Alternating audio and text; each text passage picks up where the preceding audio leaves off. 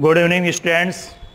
हम पढ़ रहे थे हमारे तीसरे अध्याय में बाहरी शक्तियों का आगमन, और उसमें सबसे पहले हमने बाहरी शक्ति आगमन में यूनानी शक्ति को देखा था, जिसमें सिकंदर का अध्ययन किया था। उसके बाद इंडो ग्रीक शासकों को हमने देखा था, जिसमें मिनांडर की बात की थी, और मिनांडर के बाद हमने पढ़ा था ये रुद्रदामन शक शासक, और शकों के बाद जो बाहरी शक्ति हमारे यहाँ आई है वो है कुषाण। आज हम कुषाणों के बारे में अध्ययन करेंगे। हम देख रहे हैं बाहरी शक्तियों का आगमन, और बाहरी शक्तियों के आगमन में हम आज पढ़ेंगे कुषाणों के बारे में, कुषाण शासकों के बारे में। देखिए, जब हम कुषाणों की बात करते हैं तो हम भारत का वह मानचित्र जिसे हम अखंड भारत कहते हैं या प्राचीन भारत कहते हैं, यहाँ हम देखते हैं काठियावाड़ प्रांत के बाद सिंधु नदी, उसके बाद अफगानिस्तान, हिंदू कुश पर्वत, बैक्ट्रियन क्षेत्र, बैक्ट्रियास, और पार्थियन क्षेत्र, और उसके बाद तक्षशिला,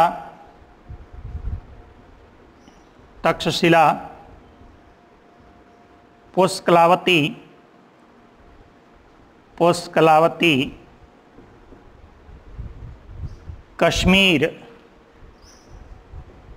कश्मीर, इधर पाटलिपुत्र, इधर मथुरा या मथुर, उसके बाद उज्जैन, यहाँ पे काठियावाड़ प्रांत, और यहाँ चेर चोल पांडे,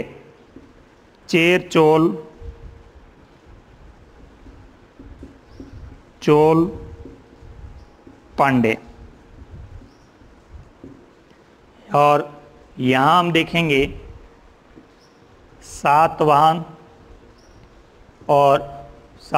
राज्य।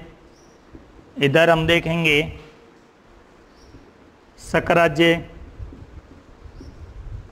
शक राज्य और कश्मीर, और इधर ये क्षेत्र। जैसा कि हमने अध्ययन किया था यूरोपीय जातियों के आगमन में कि मेनांडर भारत में आते हैं, और उसके बाद साकल को अपनी राजधानी बनाते हैं जो सियालकोट थी। उसके बाद हमने देखा कि शकों में रुद्रदामन, जिन्होंने भारत में अपने 5 केंद्र स्थापित किए थे, 5 राजधानियां स्थापित की थी, और जो उज्जैन की जो शाखा थी वो शक्तिशाली शाखा के रूप में उभरी और भारत में शक साम्राज्य स्थापित किया। अब इधर हम देख रहे हैं, यहाँ इधर पामीर का पठार होगा और यहाँ चीन होगा। चीन के क्षेत्र में इस समय, जिस समय ये कुषाण लोग थे, जैसा कि हमने उल्लेख किया, शी वांगटी ने चीन की महान दीवार का निर्माण किया, वॉल ऑफ चाइनाज बनाई, और यहाँ जो हुन जाति थी जिसे हुनान कहते हैं, हुनान को यहाँ से खदेड़ दिया। हुनान को इधर खदेड़ा पामीर पठार के इधर, तो आगे यहाँ पे यूची जाति थी। यूची जाति को कुषाण कहा गया, कुचाना, ये चाइनीज शब्द है कुचान, और ये कुचान जिसे हम लोग कुषाण कहते हैं। कुषाणों की हम बात करेंगे तो जैसे ही इन लोगों को यहाँ से खदेड़ा गया तो ये लोग आगे बढ़े, और इस पामीर के पठार से, मंगोलिया क्षेत्र से होते होते आगे ये लोग बैक्ट्रियास क्षेत्र में पहुंच गए। और बैक्ट्रियास क्षेत्र में पहुंचने के बाद यहाँ इनकी कई शाखाएं थी, वो समायोजित हो गई। ऐसा कहते हैं कि 5 शाखाएं थी, वो समायोजित हो गई और एक शाखा निर्मित हुई। और इस शाखा के पहले शासक हुए कुजुल कड़फिशियस। कुजुल कड़फिशियस, कुजुल कड़फिशियस। देखिए, कुजुल कड़फिशियस ने बैक्ट्रियाज क्षेत्र को जीता था और बैक्ट्रियाज क्षेत्र को जीत करके और यहां अपना शासन स्थापित किया और इसने रजत मुद्राएं चलाई, रजत मत चांदी, रजत की मुद्राएं चलाई और रजत मुद्राएं चलाने के साथ इसने बौद्ध धर्म को महत्व दिया, बौद्ध परंपरा को महत्व दिया। तो कुजुल कड़फिशियस का पुत्र था विम कड़फिशियस। विम कड़फिशियस। विम कड़फिशियस ने शैव परंपरा को अपनाया। शैव, विम कड़फिशियस ने शैव परंपरा को अपनाया और विम कड़फिशियस पहला शासक था जिसने इनकी दर्राओं को पार करके और सिंधु नदी तक, सिंधु नदी के क्षेत्र तक और इधर पुष्कलावती पेशावर तक अपने राज्य को विम कड़फिशियस ने बढ़ाया। और विम कड़फिशियस का एक श्रेय है कि पहली बार शुद्ध सोने के सिक्के जारी करने का श्रेय है। शुद्ध सोने के सिक्के जारी करने का श्रेय जो है वो विम कड़फिशियस को है। महत्वपूर्ण प्रश्न है, कुषाण वंश का संस्थापक कौन है? कुजुल कड़फिशियस। कुजुल कड़फिशियस का बेटा कौन है? विम कड़फिशियस। विम कड़फिशियस ने शैव परंपरा को अपनाया और विम कड़फिशियस ने अनेक प्रकार की स्वर्ण मुद्राएं जारी की, सोने के सिक्के जारी किए और इन सोने के सिक्कों पर त्रिशूल है, त्रिशूल का चित्र है, नंदी का चित्र है, वृक्ष का चित्र है, ऐसे इस तरह के चित्रों वाले अर्धचंद्र का चित्र है। इस तरह के चित्र इन मुद्राओं पर स्थापित किए और पहली बार शुद्ध सोने के सिक्के जारी किए विम कड़फिशियस ने। देखिए, प्रश्न पूछा जाता है कि कुषाण वंश के किस शासक ने या किस शासक ने पहली बार शुद्ध सोने के सिक्के जारी किए, तो शुद्ध सोने के सिक्के जारी करने का श्रेय है विम कड़फिशियस को। और विम कड़फिशियस के बाद इसी परंपरा के शासक हुए कनिष्क। कनिष्क कुषाण वंश के ही शासक थे। कनिष्क विम कड़फिशियस के पुत्र थे, ऐसा तो कहीं उल्लेख नहीं है, लेकिन यह है कि इसी वंशज से संबंधित थे। और कनिष्क के बाद हुइस्क हुए। हुइस्क, इस तरह के ये शासक हुए। उनमें सबसे प्रमुख है कनिष्क। कुषाण वंश का सबसे शक्तिशाली शासक जो है वो है कनिष्क, जो क्या करता है, भारत में अपने साम्राज्य का विस्तार करता है। और यह 78 ईस्वी में अपनी शासन सत्ता संभालता है। ध्यान रहे, परीक्षा की दृष्टि से इंपॉर्टेंट सवाल है कि भारत का राष्ट्रीय संवत कौन सा है? 78 ईस्वी, इसे हम शक संवत कहते हैं। शक संवत 57 ईसा पूर्व विक्रमी संवत, 78 ईस्वी शक संवत। शक संवत प्रारंभ करने का श्रेय कनिष्क को है। ध्यान दें, कनिष्क के समय शक संवत प्रारंभ हुआ और आज भी इसकी प्रासंगिकता है। आज भी प्रासंगिकता। प्रश्न आता है, शक संवत की आज भी प्रासंगिकता क्या है? तो भारत का राष्ट्रीय संवत है वो शक संवत है, जो 78 ईस्वी में कनिष्क ने इस संवत की शुरुआत की थी। कनिष्क ने भारत को शकों से मुक्त किया था। देखिए, शक यहाँ पर थे, अभी हम देखेंगे उज्जैन में शक राज्य था, तो शकों को भारत से पूर्ण रूप से मुक्त करने का श्रेय कनिष्क को है। इसलिए कनिष्क ने 78 ईस्वी में शक संवत प्रारंभ किया, जिसे हम भारत का राष्ट्रीय संवत के रूप में जानते हैं। तो जैसे ही कनिष्क शासन सत्ता में आए, तो कनिष्क के शासन सत्ता में आने तक इनका राज्य पुष्कलावती में था, यानी पेशावर में, पेशावर जिसे हम चढ़सट्टा भी कहते हैं, चढ़सट्टा, पुष्कलावती जिसे हम कहते हैं। और यहाँ आगे एक शहर बसेगा बाद में, सिरपक, ये शहर बसाया था यहाँ पे। इस कनिष्क ने ये शहर बसाया था, सिरपक शहर, जो पुष्कलावती पेशावर में है। यहाँ इनकी राजधानी थी और कनिष्क शासक बने।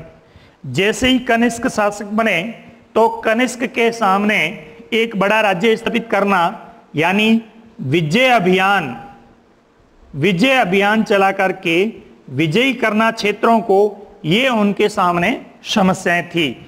तो जैसे ही कनिष्क शासक बने तो उनके सामने कौन कौन सी समस्याएं थी या कौन कौन से विजय अभियान अपनाए। तो पहला है पार्थियन का विजय अभियान। दूसरा है उज्जैन का विजय अभियान। तीसरा है पाटलिपुत्र का विजय अभियान। चौथा है कश्मीर का विजय अभियान। और पांचवा है चीन पर आक्रमण।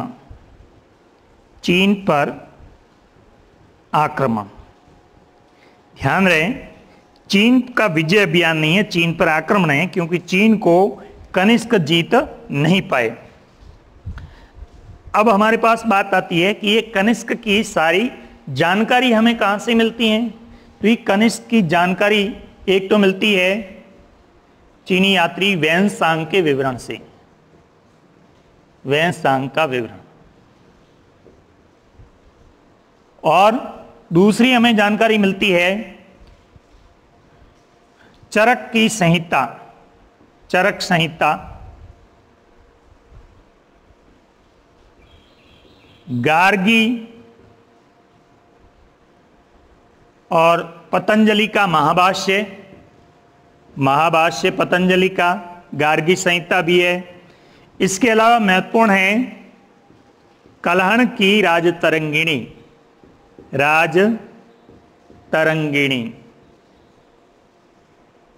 दूसरा, एक साउथ इंडिया में ग्रंथ मिला, दक्षिण भारत में ग्रंथ मिला,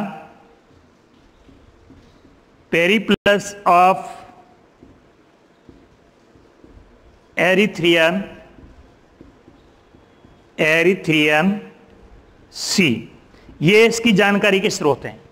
परीक्षा में प्रश्न पूछा जाता है कनिष्क की जानकारी के स्रोत कौन कौन से हैं। तो महत्वपूर्ण है कलहण की राजतरंगिणी, उसके बाद पतंजलि का महाभाष्य, चरक की चरक संहिता, गार्गी संहिता, वेन्सांग का विवरण, ये और पेरिप्लस ऑफ एरिथ्रियन सी। इस तरह, क्योंकि साउथ में कुछ सिक्के मिले हैं वो कुषाण शासकों से संबंधित है, जिसकी जानकारी हमें इस बुक से मिलती है। पेरिप्लस ऑफ एरिथ्रियन सी, लाल सागर की समुद्री यात्रा, जिसका लेखक अज्ञात है लेकिन पुस्तक का विवरण मौजूद है। तो ये इनकी जानकारी के स्रोत है कि इन क्षेत्रों में कनिष्क ने जो विजय अभियान अपनाए और किस तरह से इन क्षेत्रों को जीता।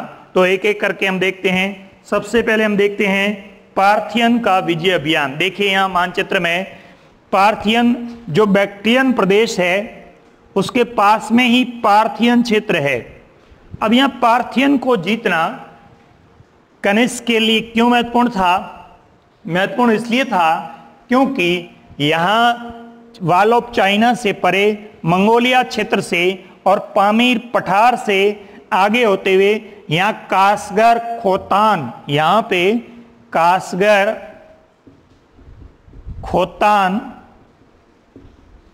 यारकन, ये जो क्षेत्र है मैदानी क्षेत्र है, इन मैदानी क्षेत्रों से होते हुए एक रेशम व्यापार का रास्ता है चाइना से, वो यूनान को जाता था।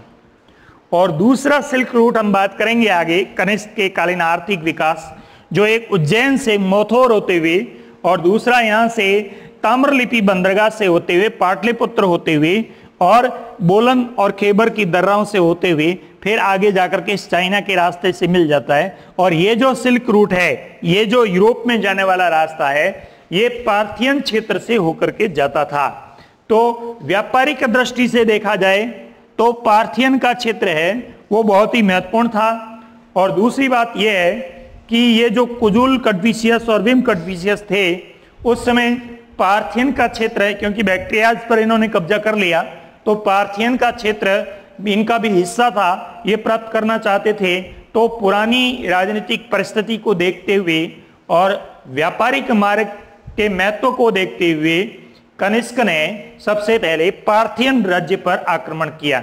देखिए यहां पर इतिहासकार कहते हैं कि यहां का राजा था खुसरो।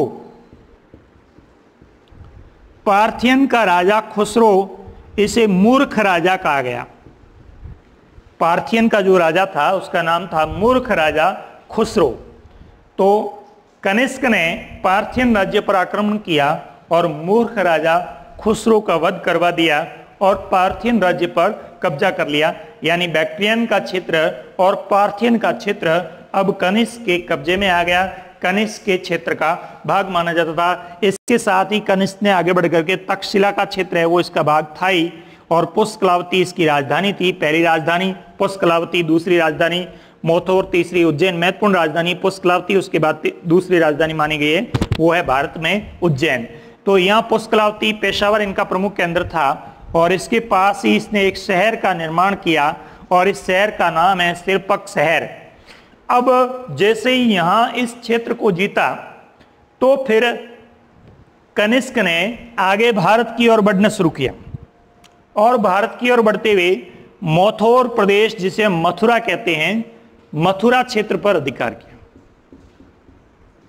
मथुरा पर अधिकार करने के बाद ये उज्जैन की ओर बढ़े, क्योंकि उज्जैन पर शकों का अधिकार था और उज्जैन को जीतना बहुत ही जरूरी था। इसलिए उनका जो दूसरा अभियान है वो है उज्जैन का अभियान। और कहते हैं कि यहाँ पर उज्जैन के शक शासक राजा चष्टन,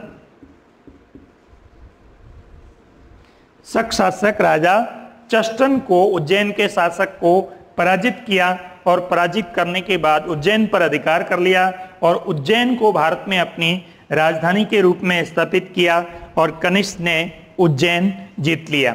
उसके बाद में जैसे ही काठियावाड़ का प्रांत, उज्जैन और मौथौर का क्षेत्र पर विजय प्राप्त की, उसके बाद कनिष्क आगे बढ़े पाटलिपुत्र की ओर। इतिहासकार सत्यकेतु विद्यालंकार कहते हैं कि पाटलिपुत्र में सातवाहनों का राज्य था।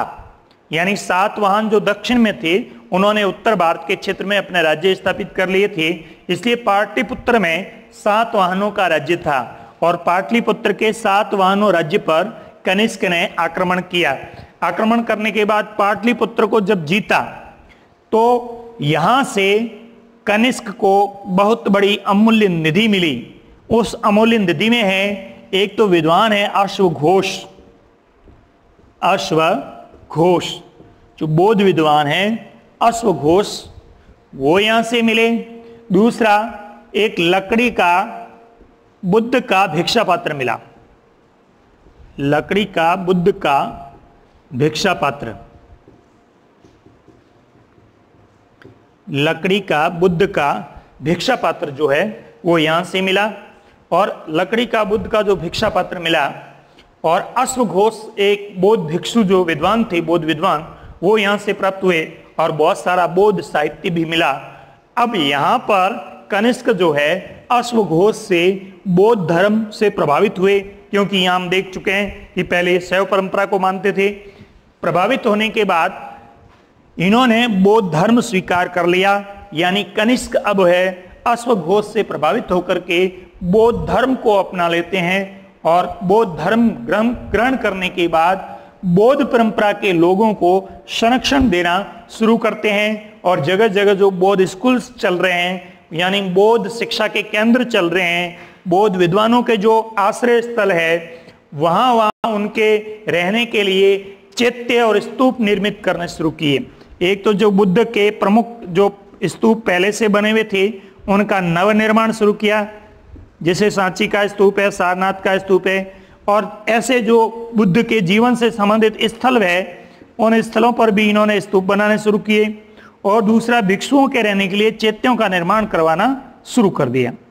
तो इस तरह से बौद्ध धर्म, बौद्ध परंपरा से प्रभावित होकर के कनिष्क जो बौद्ध हो गया अश्वघोष से, और यहाँ से इस तरह की सामग्री पाटलिपुत्र से प्राप्त हुई और पाटलिपुत्र पर इसका अधिकार हो गया। जैसे मानचित्र में देखते हैं तो ये जो नक्शा है वो इस तरह से यहाँ से होते हुए वापस इस तरह से कनिष्क के राज्य का, कुषाण राज्य का नक्शा अपनी बुक्स में स्पष्ट रूप से दिखाई देता है। तो उस हिसाब से अपन देख रहे हैं।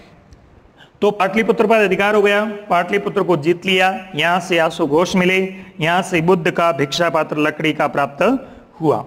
इतना प्राप्त होने के बाद कनिष्क उत्तर दिशा की ओर बढ़े, और उत्तर दिशा की ओर देखिए, पहले विम कन्फ्यूशियस के समय चाइनीज जो एम्पायर थे, चीनी शासक थे, उनके और विम कन्फ्यूशियस के बीच में कई संघर्ष हो चुके थे। तो उन संघर्षों को ध्यान में रखते हुए कनिष्क को ये पता था कि कश्मीर के राजाओं को पराजित करना या कश्मीर के राजाओं को अपने अंडर में करना बहुत ही जरूरी है, इसलिए ये उत्तर की ओर बढ़ना चाहता था। उससे पहले इन्होंने कश्मीर को जीतना जरूरी था, और उन्होंने कश्मीर पर आक्रमण करके और कश्मीर को जीत लिया। कश्मीर को जीतने के बाद यहाँ वर्तमान का कश्मीर का जो बारामूला जिला है, बारामूला कश्मीर के अंदर जिला है, यहाँ पर एक स्थान है कानीरपोर। कानीरपोर, कानीरपोर को इन्होंने नया नाम दिया कनिष्कपुर। कनिष्कपुर, ध्यान रहे, कश्मीर के अंदर कनिष्क ने एक नगर बसाया जिसका नाम है कनिष्कपुर, और इस कनिष्कपुर का पुराना यहाँ नाम था कानीरपोर। इस कानीरपोर वर्तमान में बारामूला जिले में कश्मीर में स्थित है। तो कश्मीर के बारामूला जिले में कानीरपोर जो स्थान है, वहां पर कनिष्कपुर नाम का एक नगर स्थापित किया और कश्मीर को बौद्ध परंपरा का केंद्र बनाया। अब कश्मीर को बौद्ध परंपरा का केंद्र बनाया यानी बौद्ध शिक्षा का केंद्र कश्मीर भी हो गया। यहाँ अनेक प्रकार के शिक्षण संस्थाएं स्थापित की गई, यानी कनिष्क ये चाहते थे कि बौद्धों का केंद्र है वो कश्मीर होना चाहिए, और कश्मीर में वसुमित्र बौद्ध भिक्षु, आगे हम पढ़ेंगे, जो चौथी बौद्ध संगीति का आयोजन किया जाता है उसका विस्तृत स्वरूप पढ़ेंगे। तो वसुमित्र और अश्वघोष के नेतृत्व में, अश्वघोष के नेतृत्व में यहाँ वसुमित्र बौद्ध विद्वान की नियुक्ति होती है कश्मीर में, जो हम पढ़ेंगे चौथी बौद्ध संगीति। जब कश्मीर पर अधिकार कर लिया तो इसके बाद अपनी सेनाएं आगे बढ़ा करके कनिष्क ने यहाँ ऊपर क्षेत्र में, यहाँ पामीर का पठार और इधर ये हिंदू कुश पर्वतमाला और आगे यूराल नदी है, इसके मंगोलिया से ऊपर का, इससे इधर का जो पूरा क्षेत्र है उन क्षेत्र का नाम है कासगढ़ का क्षेत्र, खोतान का क्षेत्र, यारकंद का क्षेत्र। यानी कनिष्क का उद्देश्य था कि चाइना से जाने वाला जो सिल्क रूट है उस सिल्क रूट को बंद कर दिया जाए, उसे अपने नियंत्रण में ले लिया जाए, ताकि जो स्वर्ण हम भेज रहे हैं वो स्वर्ण मेरे पास रहे, भारत में रहे, और भारत से रेशम है वो यूरोप को भेजा जाए। तो स्वर्ण भारत में आ रहा था, सोने के सिक्के चल रहे थे, तो स्वर्ण के बदले रेशम जा रहा था, तो वो रेशम के व्यापार पर भी अपना नियंत्रण स्थापित करना चाहता था। तो ऐसी अवस्था में इसने कासगढ़, खोतान, यारकंद के क्षेत्र पर अपनी सेनाएं आगे बढ़ा करके कब्जा कर लिया, यानी इधर पामीर का पठार का जो क्षेत्र है वहां तक अपने झंडे गाड़ दिए, यानी अपना क्षेत्र है वो स्थापित कर लिया। अब जब ऐसी स्थिति पैदा हुई तो चीन के अंदर ये समस्या उत्पन्न हुई कि कैसे भी वो सिल्क रूट को खोला जाए और कनिष्क को अपने नियंत्रण में किया जाए। अब क्या करता है कनिष्क, इस क्षेत्र पर जब कब्जा करता है, कब्जा करने के बाद कनिष्क ये चाहता है कि कैसे भी हो ये चाइनाज के शासक हैं उनको अपने कब्जे में लिया जाए। और इस समय चाइनाज के अंदर जो राजवंश था वो हान वंश था। चाइनाज के अंदर हान वंश के लोग शासन करते हैं, और हान वंश के राजा इस समय होती थे, होती।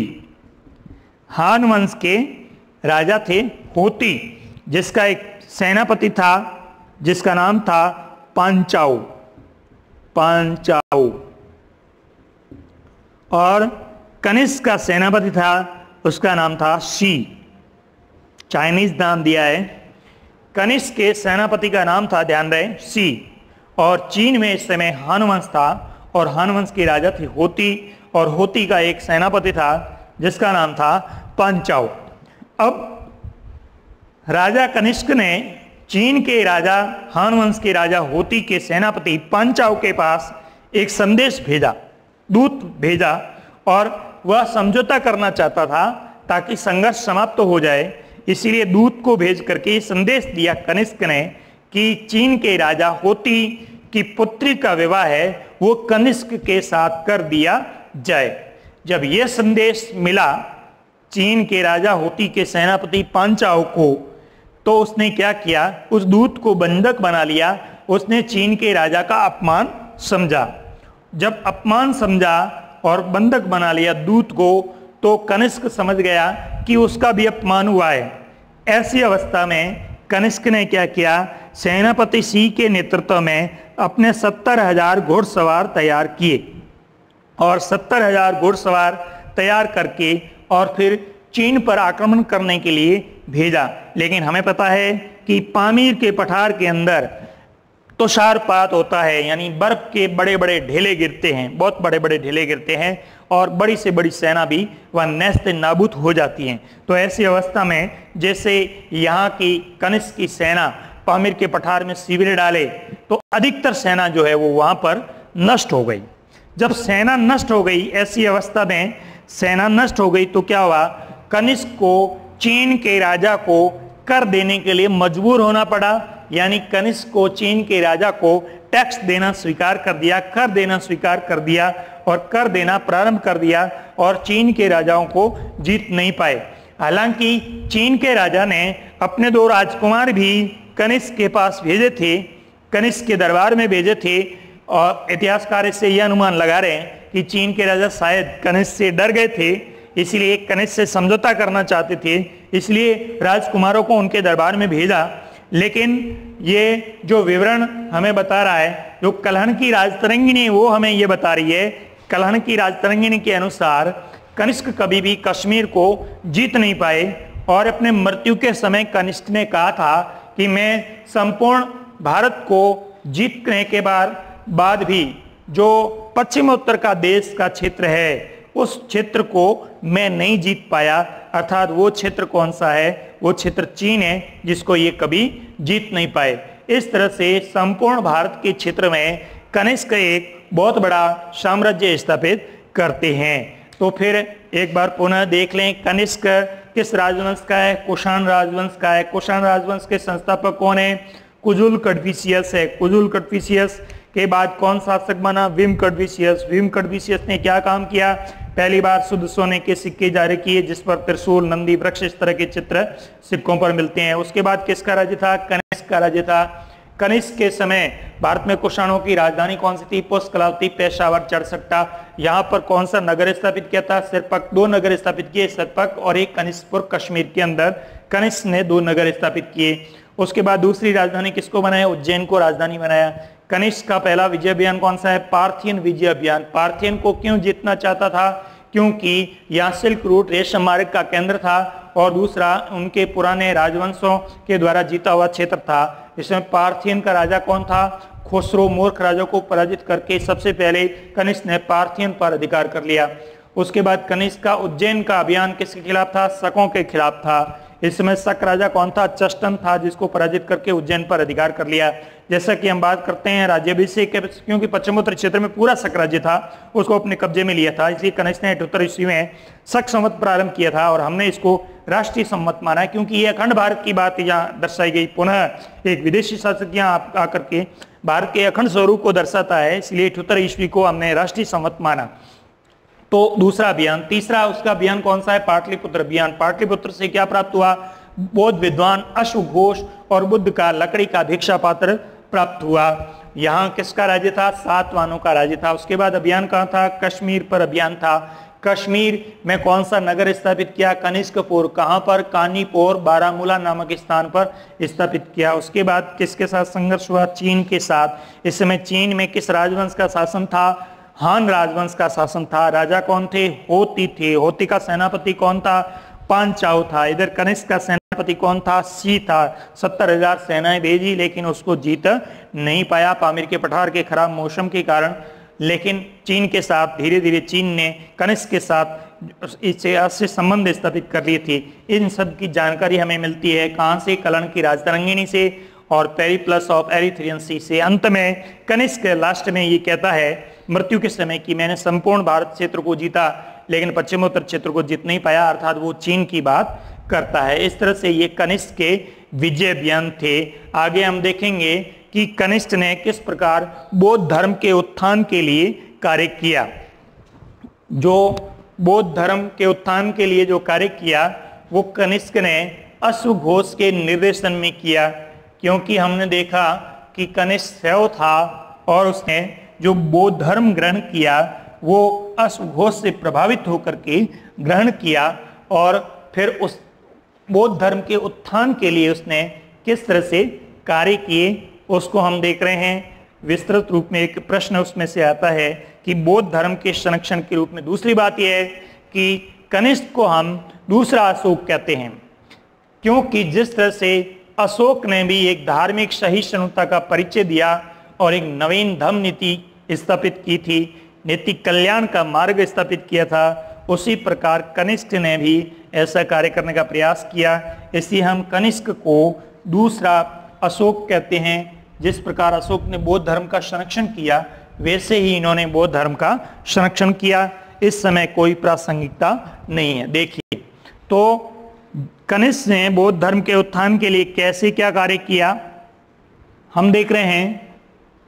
कश्मीर उनका प्रिय क्षेत्र था, कश्मीर में नगर बसा लेता है कनिष्कपुर, इसे में कानिरपुर भी कहते हैं, जो बारामूला में है। और बौद्ध धर्म के विद्वान इस समय कौन है? अश्वघोष। नागार्जुन भी है, ध्यान रखना। नागार्जुन जैसा नागसेन मिनांडर से मिले थे वैसे यहां नागार्जुन है। नागार्जुन अलग है, नागसेन अलग है। नागार्जुन को भारत का आइंस्टाइन कहते हैं। आइंस्टाइन, प्राचीन भारत का आइंस्टाइन नागार्जुन, जिन्होंने एक सापेक्षवाद या शून्यवाद का सिद्धांत प्रतिपादित किया। शून्यवाद या सापेक्षवाद का सिद्धांत प्रतिपादित किया, क्योंकि अणु और परमाणु जो छोटी इकाइयां हैं उसी तरह ही विश्व का सबसे सूक्ष्म तत्व है और उस सूक्ष्म तत्व की गणना नहीं की जा सकती, वह अनंत है और इस अनंत को हम शून्य मान लेते हैं। तो शून्यवाद या सापेक्षवाद का सिद्धांत इन्होंने दिया।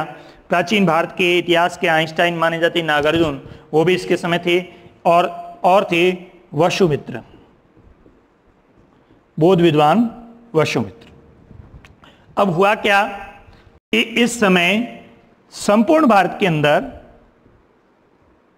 संपूर्ण भारत में जो बौद्ध संस्थाएं चलती थी, संस्थाएं या शिक्षा केंद्र चलते थे, शिक्षा केंद्र जिन्हें हम स्कूल्स कहते हैं,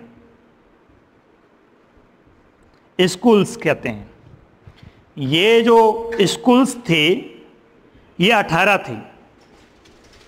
18 शिक्षण संस्थाएं संपूर्ण भारत में बौद्ध परंपरा की चलती थी और 18 संस्थाएं चलती थी। तो यहां जो बौद्ध विद्वान थे उनमें विवाद उत्पन्न होता रहता था। विवाद किसको लेकर होता रहता था? कुछ लोग कह रहे थे बुद्ध ने अवतार लिया, बुद्ध देवता है। कुछ लोग कहते थे बुद्ध मानव है। इस तरह की अलग अलग अवधारणाएं चल रही थी और त्रिपिटकों पर मंथन हो रहा था। त्रिपिटक क्या है? बौद्ध धर्म ग्रंथ, विनय पिटक, शुद्ध पिटक, अभिधम पिटक, जैसा कि हम स्रोत में, ऐतिहासिक स्रोत में बौद्ध साहित्य में बात कर चुके हैं। बुद्ध के जीवन से संबंधित, बुद्ध के संघ के नियम से संबंधित, बुद्ध के उपदेशों से संबंधित 3 पुस्तकें हैं जिन्हें हम त्रिपिटक के नाम से जानते हैं। तो त्रिपिटकों के ज्ञान के आधार पर ये स्कूल्स चल रहे थे, लेकिन इनमें विवाद था। और जब ये विवाद था तो अश्वघोष इस विवाद को समाप्त करना चाहता था, यानी अश्वघोष बौद्ध परंपरा की श्रेष्ठता को सिद्ध करना चाहता था। इसीलिए अश्वघोष ने कश्मीर के कुंडल वन में, कश्मीर के कुंडल वन में चौथी बौद्ध संगीति का आयोजन किया। चौथी बौद्ध संगीति, ध्यान रहे, वसुमित्र की अध्यक्ष बनाया वसुमित्र को और उपाध्यक्ष बनाया अश्वघोष को। अश्वघोष और वसुमित्र। अब यहां पर 500 बौद्ध विद्वान आए, भिक्षु तो बहुत सारे आए, 500 बौद्ध विद्वान आए और फिर चिंतन मनन होने लगा बुद्ध की शिक्षाओं पर कि आखिर में किसको माना जाए और किसको नहीं माना जाए। और ऐसी अवस्था में वसुमित्र ने यहां पर इन त्रिपिटकों के आधार पर एक बहुत बड़ा ग्रंथ लिखा जिसका नाम है महाविभाषा शास्त्र, इंसाइक्लोपीडिया ऑफ बुद्धाज। इसे बोधों की कुंजी कहते हैं, बोधों की कुंजी, त्रिपिटकों का सारांश भी कहते हैं इसे। बौद्ध परिपाटी का महान ग्रंथ महाविभाषा शास्त्र किसने लिखा? वसुमित्र ने। कहां पर? कश्मीर के कुंडल वन में चौथी बौद्ध संगीति। जैसा कि मैं बता चुका हूं, फिर भी देख लें बौद्ध संगीतियां याद करने का तरीका। रावे पाक, अकाक, महासर्व मोगली वसु, महासर्व मोगली वसु। इसमें देखिए ये चारों बौद्ध संगीतियां हैं। पहली राजगृह में अजातशत्रु हर्यक वंश का महाकश्यप ने अध्यक्षता की। दूसरी वैशाली में कालाशोक शिशुनाग वंश का शासक था, सर्वदामिनी ने अध्यक्षता की थी। तीसरा पाटलिपुत्र में अशोक के समय मोगलीपुत्र तिस्त ने अध्यक्षता की थी। चौथा कश्मीर के कुंडल वन में कनिष्क यहाँ का शासक है और अध्यक्षता कौन कर रहा है? वसुमित्र अध्यक्षता कर रहा है। तो ये चार बौद्ध संगीतियां आयोजित की। चौथी बौद्ध संगीति आयोजित की गई, वसुमित्र अध्यक्ष, अश्वघोष उपाध्यक्ष और महाविभाषा शास्त्र ग्रंथ लिखा गया। यह एक बहुत बड़ा परिवर्तन यहाँ पे आ गया और वो परिवर्तन ये था कि बौद्ध परंपरा का विभाजन हो गया। 18 स्कूल्स में मंथन होने के बाद बौद्ध परंपराएं दो भागों में विभाजित हो गई। एक परंपरा हो गई महायान परंपरा, महायान परंपरा, और एक परंपरा हो गई हीनयान परंपरा। महा मतलब बड़ी, यान मतलब गाड़ी। महा मतलब बड़ी और यान मतलब गाड़ी, और हीन मतलब छोटी और यान मतलब गाड़ी। छोटी गाड़ी और बड़ी गाड़ी। अब देखिए आप यही समझ लें, मारवाड़ी में कहते गुवाड़ी, तो महायान बड़ी गवाड़ी है बौद्धों की और हीनयान छोटी गवाड़ी बौद्धों की। तो महायान परंपरा में वे लोग आ गए जो बुद्ध को अवतार मानते हैं, बुद्ध को देवता मानते हैं, बुद्ध की मूर्ति पूजा करते हैं और बुद्ध के उपदेशों को संस्कृत में संकलन करना चाहते हैं। ऐसे जो लोग थे वो महायान परंपरा के थे और ये अधिकाधिक संख्या में थे, अधिकाधिक। कनिष्क ने इस महायान परंपरा को महत्व दिया था, इसीलिए भारत में सबसे ज्यादा जो बौद्ध, भारत के विश्व में भी देखा जाए तो सबसे ज्यादा बौद्ध धर्म का प्रचार हुआ कौन सी शाखा का? महायान। क्योंकि शासकों ने सबसे ज्यादा महायान को ही महत्व दिया। फ्लेक्सिबल था, मूर्ति पूजा की जा सकती है, स्तूप बनाए जा सकते हैं, बड़ी बड़ी मूर्तियां स्थापित की जा सकती हैं। तो इस तरह की परंपराएं इसमें मानी थी। हीनयान कौन थे? जो बुद्ध को एक व्यक्ति मानते थे, नैतिक शिक्षा देने वाला व्यक्ति था, उसी को ही मानते थे। बुद्ध के मूल जो पाली भाषा में ग्रंथ है उन्हीं को ही माना जाता था। बुद्ध के जो नियम बुद्ध के स्वयं के बनाए हैं उन्हीं नियमों के आधार पर कठोर जीवन को महत्व देता था। जबकि महायान परंपरा के लोग जो है वो मध्यम मार्ग, अष्टांगिक मार्ग, मध्यम मार्ग जिसे अष्टांगिक मार्ग कहते हैं, मीडिएटर वे जिसे हम गोल्ड पाथ कहते हैं, स्वर्ण मार्ग कहते हैं, इस मार्ग पर चल करके आगे बढ़ना चाह रहे थे। तो इस तरह के बौद्ध परंपरा दो भागों में विभाजित हो जाती है और कनिष्क ने बौद्ध धर्म को संरक्षण दे करके, बौद्ध धर्म को पुनरुत्पत्ति करके, बौद्ध धर्म को पुनः जीवित करके एक नया जो बौद्ध परंपरा का था वो परंपरा महायान परंपरा को चलाया। इस तरह से बौद्ध धर्म के संरक्षण में कनिष्क की महत्वपूर्ण भूमिका मानी जाती है। इससे आगे कनिष्क के विदेशी व्यापार और कनिष्क की कुछ उपलब्धियां हैं जो हम अगली क्लास में देखेंगे। धन्यवाद।